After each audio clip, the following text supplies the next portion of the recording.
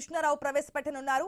2026 తెలంగాణ వైద్య విధాన పరిషత్ రద్దు బిల్లును మంత్రి దామోదర రాజనరసింహ ప్రవేశపెట్టనున్నారు. 2026 తెలంగాణ పబ్లిక్ సర్వీస్ లో నియామకాలు క్రమబద్ధీకరణ, సిబ్బంది వేతన హేతుబద్ధీకరణ, 3వ సవరణ బిల్లును డిప్యూటీ సీఎం భట్టి విక్రమార్క ప్రవేశపెడతారు. ఆ తర్వాత బడ్జెట్ పై సాధారణ చర్చ జరగనుంది.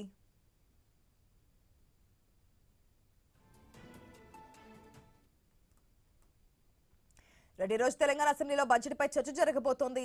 పూర్తి అప్డేట్స్ మా ప్రతినిధి స్వామి ద్వారా తెలుసుకుందాం. గుడ్ మార్నింగ్ స్వామి. ఈ రోజు తెలంగాణ అసెంబ్లీలో తెలంగాణ బ్యావరేజ్ కార్పొరేషన్ లిమిటెడ్ వార్షిక నివేదికను కూడా సభలో ప్రవేశపెట్టబోతున్నట్టు తెలుస్తోంది. ఇంకా అనేక విషయాల మీద చర్చ కూడా జరగబోతున్నట్టు తెలుస్తుంది కదా, డీటెయిల్స్ ఏంటి? ఆశ తెలంగాణ అసెంబ్లీ బడ్జెట్ సమావేశాల్లో 4వ రోజు ఈ రోజు ఉదయం సభ ప్రారంభం కాగానే ప్రశ్నోత్తరాల సమయానికి కేటాయించారు. ప్రశ్నోత్తరాల్లో ఉభయ సభల్లో కూడా దాదాపుగా 10 ప్రశ్నలు చర్చకు వస్తాయని చెప్పి భావిస్తున్నారు. అనేక కీలకమైనటువంటి ప్రశ్నలకు సంబంధించి సభ్యులంతా కూడా వారి వారి సబ్జెక్టులను తరువుగా ప్రిపేర్ అయ్యి వస్తున్నట్టుగా తెలుస్తుంది.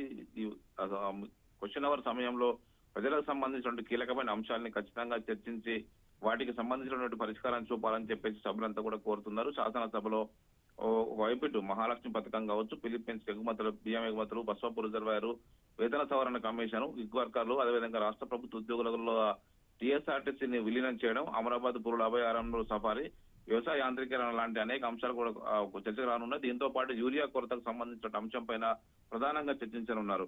అదేవిధంగా శాసన మండలిలో కూడా ఇటు ప్రభుత్వం సంబంధించినటువంటి ఆసుపత్రుల వద్ద ప్రైవేట్ మెడికల్ షాపులు వేస్తున్న వ్యవహారం కావచ్చు, మహిళలకు వడ్డీ లేని రుణాలు కావచ్చు, గ్రామ పాలన అధికార నియామకం, రాష్ట్రంలో కొత్త పరిశ్రమల స్థాపన, ఐటీ ఉద్యోగాల కల్పన, సాంఘిక సంక్షేమ హెచ్ఎం పాఠశాలలో పదోన్నతులు, గ్రామాన్ని సంవత్సరం ఎన్నికైన ప్రజాప్రతినిధులకు వేతనం, హైదరాబాద్ నగరంలో ఎలివేట్ కారిడార్లు, ఫ్లైఓవర్లు, అండర్ పాస్ నిర్మాణం, ఇలాంటి కీలకమైనటువంటి ఇటు ప్రభుత్వ ఆసుపత్రుల్లో వైద్యుల సిబ్బంది కొరత సంబంధించిన అంశంలో ఈ శాసన మండలి కూడా చర్చించనున్నారు. దాంతో పాటు ఇటు శాసనసభ, శాసన మండలి 2 సభల్లో కూడా తెలంగాణ బెవరేజ్ కార్పొరేషన్ వార్షిక నివేదికను ఎక్సైజ్ శాఖ మంత్రి మా వైపు జూపల్లి కృష్ణారావు ప్రవేశపెడతారు.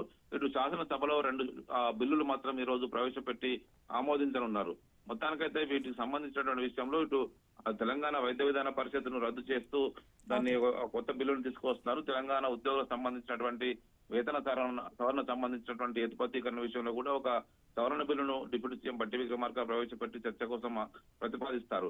మొత్తానికైతే ఇటు ఉభయ సభల్లో బిల్లుల ప్రతిపాదన తర్వాత సాధారణ బడ్జెట్ పైనే మొదటి రోజు చర్చ కొనసాగుతుంది. ఈ రోజు కాంగ్రెస్, బీఆర్ఎస్ నేతలంతా కూడా శాసనసభలో మాట్లాడే అవకాశం ఉంది. బీఆర్ఎస్ నుంచి మాజీ ఆర్థిక శాఖ మంత్రి, బీఆర్ఎస్ ఉపనేత హరీష్ రావు మాట్లాడతారు. ఇప్పటికే ప్రభుత్వం ప్రవేశపెట్టినటువంటి బడ్జెట్ లో లొసుగుల్ని అంతా కూడా ఆయన ఎత్తి చూపే అవకాశం కనబడుతుంది.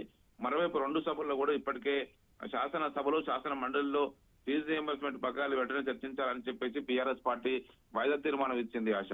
Right Swami, thanks for the update.